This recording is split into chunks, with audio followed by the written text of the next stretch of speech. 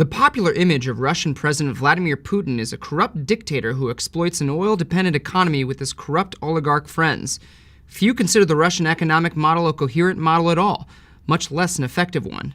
But has Putin had a discernible economic strategy for his country beyond fattening himself and his friends? And to what extent can we say it's worked, and for whom? This is Snack Break. I'm Aroop Mukharji, and today we're pleased to have Dr. Chris Miller, Assistant Professor of International History at the Fletcher School of Law and Diplomacy at Tufts University. He recently wrote a book called Putinomics, Money and Power in Resurgent Russia. Chris, thank you so much for being here. Thanks for having me. So, I'll bite. What is Putinomics, and why did you have to write this book? When Americans think about Putin's Russia, as you mentioned, they think about corruption, they think about the oil curse, they think about nepotism, and all those things are present in Russia in a very significant way. But what they don't tell you is how is it that Putin has held on to power for almost 2 decades now, survived multiple economic crises, and managed to govern the Russian economy in a way that suggests surprising competence in certain spheres. So it seemed to me that Americans' view of Russia's economy was distorted. There was an emphasis on the parts that went wrong, but not enough emphasis on the parts that worked reasonably well. And my goal here was to show both of those existing together. Well, it's funny because Putin is such an easy guy to dislike. You know, he's kind of a bad guy. And is it tough to write a book that says, okay, yeah, he's bad, but he's not insane? Like there's a strategic mind here. In fact, I think at one point he used to say that earlier he had some sensible macroeconomic policies. Well, it's interesting if you listen to the normal U.S. discussion about Russia, you get lots of the words like you used, insane, a new czar trying to recreate the Soviet Union.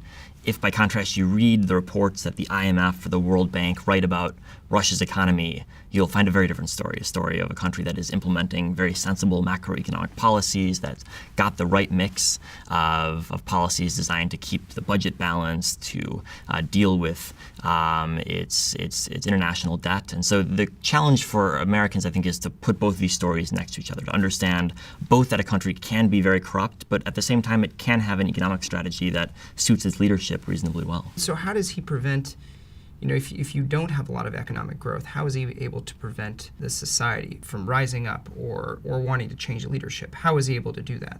I think there are 2 answers to that question. The first is that if you compare where Russia is today, which is stagnant but also stable, to where it was in the 1990s, which is to say unstable but also not growing very rapidly, almost all Russians prefer the current version. And most Russians are old enough to remember the 1990s, and the government never misses an opportunity to remind them about how bad the 1990s were. So there's a very deliberate attempt to compare today versus before Putin, and most Russians believe that today is better. So that's the first answer to the question. But the second answer is that although in aggregate there's been very disappointing economic growth over the past decade, there's been very disappointing growth in incomes over the past decade, for specific groups of Russians, things have worked out rather better. So for example, the Russian government has put a lot of resources into the pension system up until very recently, making sure that pensioners have gotten growing pensions every year, pensions that are paid on time, and every Russian over the age of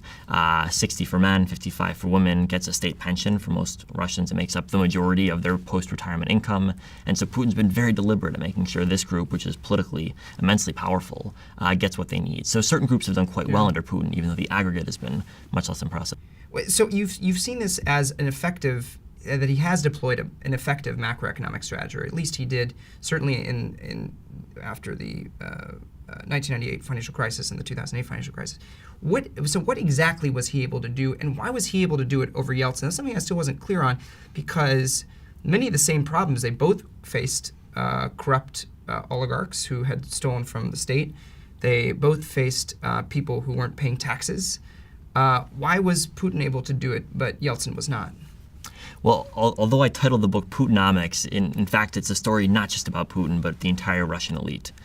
Because when you look at the people who are in power today, in the Kremlin, in the Duma, the business elites, almost all of them are of an age of people who have lived through a series of very painful financial crises, both in 1991 when the Soviet Union collapsed, in part due to financial difficulties, 1998 again, 2008, and the lesson that the Russian elite in aggregate has drawn, not only Putin himself, but the people around him, is that financial crises are very dangerous, not only in economic terms, but also in political terms.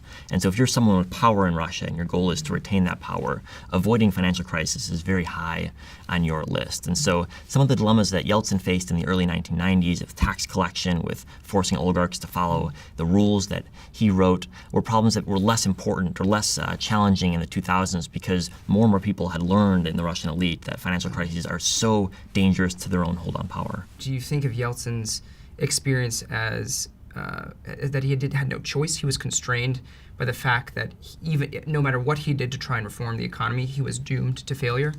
Yeltsin was dealt a very, very difficult hand when he came to power, the head of independent Russia at the end of 1991. Although he made many mistakes, his team no doubt made many mistakes, it's hard to envision a set of policy choices that would have worked significantly better.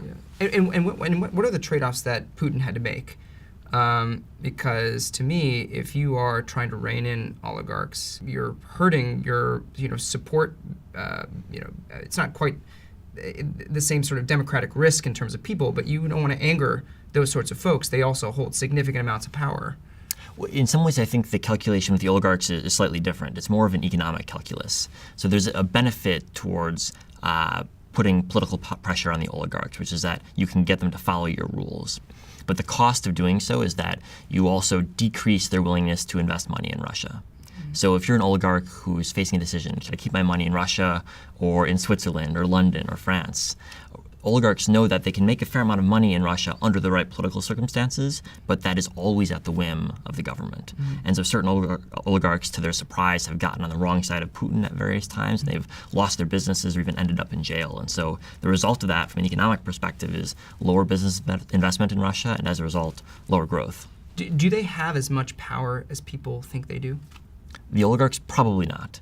In large part because almost all of them know that with only a couple of potential exceptions, Putin could tomorrow order them to be jailed and stripped of their property. Now, there are risks to Putin of doing that because there's a tentative balance within the political system between different factions. But at the end of the day, any individual's wealth, any individual's status depends on Putin's decisions. So does that also mean that Putin is not quite as powerful as people think he is? Well, certainly it's not the case that he makes every single decision, nor that he can make decisions unimpeded by other interests. There are business interests, there are different groups of elites, there's a desire to avoid protests among the population. So he's constrained in certain ways, but there's no doubt that he's more powerful in the Russian political system than, say, the U.S. president is powerful in the U.S. political system. Putin was able to get more people to pay taxes. That was one of the biggest points you make in the book. He also was able to rein in a few of the oligarchs that, of course, opposed him. There was more state control over strategic, as the word you use, there are non-strategic areas of industry and strategic areas of industry, and he was able to retain state control of those strategic areas of industry. What, like the oil industry, where does that lead Russia going forward? Are those the decisions that he made and those trade-offs he made, are those going to hamper? I mean, they obviously are hampering at Russian growth, but is that going to have even more major consequences down the line? Well, if you look at the share of the Russian economy that's currently made up of the government, when Putin came to power, it was something around a third of Russian GDP was produced by the government. Today, by most estimates, it's closer to 70%. So there's a vast expansion of the role of the government in the Russian economy, and most of this is taking place in sectors where the government is almost certainly not doing a better job than the private sector would. So you mentioned the oil industry. That's a great example of where Russia used to have a large number of privately owned oil companies which were improving their efficiency, they were cutting costs, they were doing the types of things that you want companies to be doing. Today, it's the exact opposite. There still are a couple of privately owned firms, but the largest one, Rosneft, is run by one of Putin's old KGB colleagues. By almost all accounts, it's run very inefficiently, wasting probably literally billions of dollars a year on various corruption schemes and just general inefficiency. So that certainly imposes both short-term costs, money wasted today, but also long-term costs because Russia's entire oil industry is negatively affected when a company like that expands so drastically in size, but also runs itself so poorly. And do you see signs of any sort of domestic discontent at this point? Of course, I mean, there was that all-female band, the Pussy Riot, several years ago, and that had created some ripple effects. But there doesn't seem to be any major movements right now. Do you see something different, and how would we know? There's reasonably good data trying to track protest movements, for example, across Russia. And the conclusion of almost all of them is that although there are certainly localized protests against individual governors, and there are occasional protests in some of the big cities against Putin personally, by all accounts, protests are not growing in size, and they're relatively small compared to other countries. You look at the public opinion data about Russian support for Putin or trust in Putin, it's fallen a bit in recent months, but Putin remains more popular among Russians than most leaders do among their populaces. And even if you account for the fact that some of that might be influenced by people being afraid to respond honestly to surveys, anecdotal data as well as the best polling data we have suggests that most Russians are at least satisfied with Putin, if not actively supporting him. So there's very little evidence of growing popular discontent. And they aren't bothered by the fact that he is, I mean, by some estimates, he's worth hundreds of billions of dollars. I mean, nobody really knows. And that's another crazy thing. He's spent most of his life in, if not all, in government service, at least for the last several decades. How did he become so rich? Does anyone actually know? I mean, and is he looting the Russian economy in the same way that the others were? Well, I think the question of how much money Putin personally has is, in some sense, the wrong question to ask, because no matter what bank accounts he has or what property he has, at the end of the day, Putin isn't rich because he has bank accounts or property. He's rich because he controls a country. He can get whatever he wants in the country. But he may not have power forever, right? Well, that's a big question right now in Russia. So Putin just started what ought to be his final sixth-year term as president of Russia, but of course, constitutions can be changed, and no one knows right now what his plan is for 2024. When his current term expires. But as you note, it's dangerous for a dictator to retire, and there are not a lot of great examples of dictators voluntarily doing so. I mean, is there an irony here, because he was also somebody who you mentioned disliked. I mean, he says if you did not miss communist Russia, you do not have a heart, but if you want it back, you don't have a brain. It's something to that effect. And he criticized the Soviet Union because it economically restrained the country. But yet that is precisely what he's doing now. Do you think he'll have the same fate? Is there an analogy there? I think the best analogy from a historical perspective to understand Putin today is Brezhnev. Leonid Brezhnev, one of the final leaders of the Soviet Union who governed from the late 60s to the mid-1980s. Brezhnev came to power at the height of the Soviet Union's influence in the world stage, and then watched over a steady decline that was driven at first by domestic factors, economic decline, stagnation at home. And certainly that's what we've seen over the past decade of Putinism, economic decline and stagnation in a political sense and a social sense at home as well. And it's very difficult to see over the next 3 or 5 years any sort of positive change in that story. I mean, it's funny because he seems to be self-aware about what was hurting the Soviet economy. And while by doing it now, it makes you wonder, is he blinded by seeking power for himself? I mean, what is it? What is driving this guy? Well, I don't actually think that Putin correctly diagnoses what went wrong in the Soviet Union. I think he gets the story of the final couple of years right. And the reason that the Soviet Union finally collapsed was that there was a financial crisis in the late 1980s and early 1990s, up to 1991. But the reason that Soviet power in aggregate declined was not only because of that final period, but because the 20 years before that were a period of economic stagnation. And Putin, I don't think, hasn't accurately diagnosed that yet. And so as a result, he doesn't seem to be very worried about the fact that Russia is growing at a slower rate than every other country in Central and Eastern Europe this year. It's growing slower than most countries in Europe, far slower than the United States. No one is very worried about that in Russia. And those aren't my own projections. Those are the projections produced by the Russian government. So they know they're growing more slowly than everyone else, but no one seems very concerned. What's Putin doing right today? Because it seems like many of the issues, many of the things that he got right earlier have led to these other problems and stuff now in terms of less education, investment in education, less investment in healthcare, of course bolstering crony capitalism. But what is he getting right now? What the Russian government still gets right, and it's gotten this right consistently over the past 20 years, is making sure that the macroeconomic picture is stable. So the Russian government budget is basically balanced. The Russian government has very low debt, both domestically and internationally. When you compare Russia to most other emerging markets, both those that are dependent on oil and those that are not, Russia's fiscal picture looks very good. Its inflation level is around 2%, a very low level. So from the macroeconomic side, Russia's still doing a pretty good job. Where it's doing a bad job and potentially even a worse job over time is on the microeconomic side. So business regulation, for example.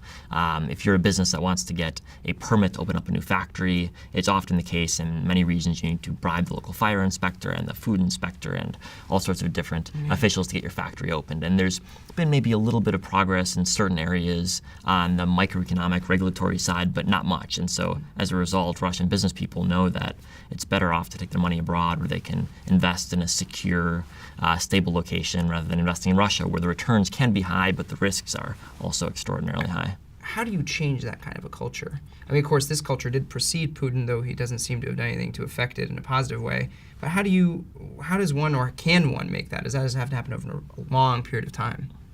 Well, it's the question of how to reduce corruption is not an easy one to answer. There certainly are a lot of instances where countries were corrupt and remained corrupt. But there are also some cases where there was positive change. So one post-Soviet example is in Georgia. In the 2000s, the Georgians virtually eliminated corruption in their police force via very aggressive measures to actually fight corruption. What's definitely clear is that you need support from the top, and you need some sort of mechanism by which the population can express complaints about corruption to the government. And in Russia, neither of those are there. Putin himself is personally complicit in the corruption of his cronies, and the population has no mechanism for complaining because they're not consulted about politics. Why should Americans care about Putin's economic model? What is it about that should be meaningful to them, apart from, relative to the other things he does, like election interference, invasion of other countries? Why should somebody care about this? Well, when Americans talk about what goes wrong in Russia's economy, there's often an implicit conclusion that's drawn, which is that it can't last very long, that they're so corrupt, so dependent on oil. Can they really sustain what they're doing in the world stage? And I think the answer, which is unfortunate from an American perspective, is yes. That because they've done a good job on the macroeconomic stability side, they have the money they need to wage war in Ukraine and wage war in Syria and survive Western sanctions without having to change their policies. So that's not a good thing from our perspective, but if we want to realistically assess what Russia's capable of, we need to realize that the corruption aside and the oil curse aside, Russia's got the money it needs to execute its foreign policy, and Putin's not going to lose power in the short term just because wages have stagnated for yet another year. And is that just a fact that we have to recognize, or is there something that we can do about that? Well, I think it's a fact we have to recognize and then shape our policies accordingly. So if you were someone that were hoping that sanctions were going to impose extreme pressure on Russia, well, that hasn't happened yet. So maybe you conclude you want stronger sanctions, or maybe you conclude sanctions don't work, but you shouldn't conclude that light sanctions will impose vast economic costs on Russia and that Russia's already on the verge of instability. That's not the case. Is Russia totally immune from foreign pressure, or are there levers that people can use, United States or Western Europe could use? Well, it's certainly not totally immune, and I think Russia has responded to certain levers, both punishments and also carrots to incentivize it to better behavior. But there are certain things in the Russian mindset for which compromise is not really acceptable. Ukraine, thus far, has been one. The Russians aren't willing to compromise on Ukraine. And more than that, it's Russia's broader status in the world stage. Russians believe that they have been treated like a third-rank power on the world stage, and they think they're a first-rank power. And so they're willing to incur costs domestically, economically, militarily, to get themselves listened to by the Europeans, by other world powers, but above all, by the United States. It seems to be working. It does seem to be working. And what's interesting is that if you look at how Russians define their foreign policy aims, so for example, stopping the expansion of European institutions spreading into the post-Soviet space, Russia's actually failing on that front. But if you look at how Russians are perceived by the world, are they powerful or not powerful, the world is accurately perceiving Russia as a state with growing influence, and that makes Russians feel proud. Russians are pleased by that, even if, or perhaps even especially if, other people think that they're bad in the process. Nonetheless, most Russians, for better or for worse, are pleased by that outcome. Now, Chris, now you know this is Snack Break, and we like to host our guests' favorite snack. And I was extremely, extremely pleased to learn that yours is chocolate ice cream, because I love that. And there's a place that's pretty close by called Lizzie's that you frequent, as I understand it. Please, thank you so much, Eric. Little unicorn freezer pack here. That's very good. Yeah, we've got two. So now I know that chocolate ice cream is your favorite, but I like to have some variety. So we've got mint Oreo as well. Oh, wow. So what is it about ice cream that you're so psyched about? Well, I think the thing about ice cream is that, on a hot day like today, you not only get the dessert, you get the cooling of it, but B, you can eat lots of ice cream. Just generally speaking. Just generally. That's just something that people should do. That encouraged, strongly encouraged. How do you feel about cone? Are you a cone guy? Are you a? I'm not a cone guy. Oh, so it gets in the way of the ice cream. See, I think waffle cones, but waffles are so delicious, aren't they? Waffle cones are pretty good. Yeah, but are you a purist? Are you not into sprinkles or? I'm a purist. Yeah, I'm there for the ice cream. That's great. Well, here you go. All right. So now, chocolate is something that I always get too whenever I go somewhere, and I confess that I worry that I come off as boring because chocolate is, everyone does it. At the same time, I think, well, you know that somebody's gonna just flat out nail chocolate. Everybody does it. It's like chicken parm. There's nobody who's gonna mess up a chicken parm. That's right. And I have yet to come across chocolate ice cream that has not worked out extremely well for me. Well, everyone goes for it because it's probably the best. Is that right? That would be my argument. Yeah. And this actually fits our theme today because Russians are a people who consume ice cream in great quantities, both in the summer and in the winter. Sorry, what? So Russians eat ice cream even in the winter. They eat in the winter? It's so cold in Siberia. What are they doing? What are they doing eating ice cream when it's cold outside? Well, that doesn't deter them. Wow. They like it anyway. So it's not rare to find someone in the middle of January outside walking down the street eating an ice cream cone. Really? Ice cream cone? So they're like having it out. They're not like going. They're walking around with it. That's right, on the streets. And what is it about ice cream in Russia? I don't know what the backstory is as to why they like it so much. They've got pretty good dairy products overall. That's probably part of it. But certainly it's become one of the most popular desserts. Do they have different flavors? They do. They have caviar? Vodka? I haven't seen any caviar flavored, but I wouldn't be surprised if that exists. Mm-hmm. But they have a different type of vanilla called plombier. Plombier? Plombier, yeah. Okay. It's white in color, and it's vanilla based, but tastes different than American vanilla tastes like. I got a question for you. When you're in, I guess you've traveled to Russia a bunch. You've done a lot of research there. When you're there, how do you get information and data? Because some of the information and data about things like looting the government and the more nefarious activities of oligarchs and the Russian government itself, you would think that they're trying to keep that on the DL. How do you find that stuff? Well, they certainly are trying to keep that wrapped up, but there are a number of ways you can get information about it. The best way is actually by following the Russian media. Really? Isn't that state-controlled, though? Well, the TV channels are state-controlled, and most of the newspapers are state-controlled or state-influenced, but there are a number of newspapers and a number of very high-quality online outlets that do excellent reporting. Really? And because the different oligarchic groups are in conflict with one another, they often leak information about various dealings, and because a lot of their property is registered in the West, in London or in France and Switzerland, when they sue each other, they often sue each other, for example, in British courts. Oh, interesting. And so all that's public as well. So well, they all hold British real estate and British banks, right? And even British residency in many cases. Mm-hmm. Yeah. Wow, so that's what you have to follow. I mean, is it also reported then in the British press, I would assume, or? It is, yes, but it's actually often the Russian reporters for these independent outlets that are doing the best work in terms of ascertaining who owns what and how do they get control of it. Now, how come you don't see that in China?